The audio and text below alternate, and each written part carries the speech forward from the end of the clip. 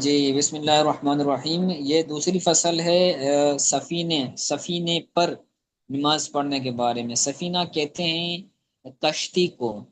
تو اگر کوئی بندہ کشتی میں نماز پڑھتا ہے تو اس کے بارے میں کیا حکم ہے، اس کے بارے میں یہ فصل ہے۔ تو کہتے ہیں فصل فی صلاۃ فی السفینۃ، یہ فصل کشتی پر نماز پڑھنے کے بارے میں ہے۔ یہ فصل کشتی پر نماز پڑھنے کے بارے میں ہے۔ کہتے ہیں صلاۃ الفرض فیہا وہی جاریۃ قاعدا بلا عذر صحیحۃ عند ابی حنیفۃ بالرکوع والسجود۔ صلاۃ الفرض فیہا وہی جاریۃ، یہ وہی جاریۃ یہ حال ہے، کشتی میں فرض نماز پڑھنا اس حال میں کہ وہ کشتی جاری ہو، چل رہی ہو۔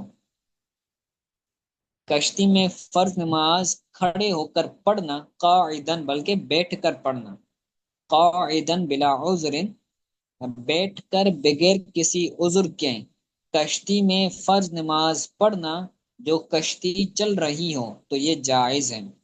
چلنے والی کشتی میں فرض نماز بیٹھ کر بغیر کسی عذر کے پڑھنا یہ جائز ہے، عند ابی حنیفہ امام اعظم ابو حنیفہ کے نزدیک، بالرکوع والسجود، یہ اس کا تعلق ہے قاعدن کے ساتھ، یعنی رکوع اور سجدوں کے ساتھ بیٹھ کر نماز پڑھنا یہ جائز ہے۔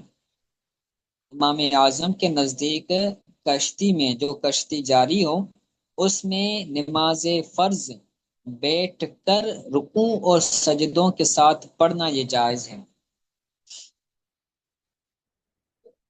ٹھیک ہے، یہ ایک مسئلہ ہو گیا۔ وہ قالا کے اندر جو ہما ضمیر ہے، اس سے مراد صاحبین امام محمد اور امام ابو یوسف رحمۃ اللہ تعالی علیہما، یعنی صاحبین فرماتے ہیں لا تصح الا من عذر، کشتی پر نماز پڑھنا بغیر کسی عذر کے یہ جائز نہیں ہے، الا من عذر مگر عذر کی وجہ سے، اگر کوئی عذر ہو تو اب کشتی پر بیٹھ کر نماز پڑھنے میں کوئی حرج نہیں ہے، نماز پڑھنا درست ہو جائے گی۔ وہو الازہر، اور یہی بات سب سے ظاہر ہے، یعنی گویا کہ یہی صاحبین کی بات سب سے اظہر ہے۔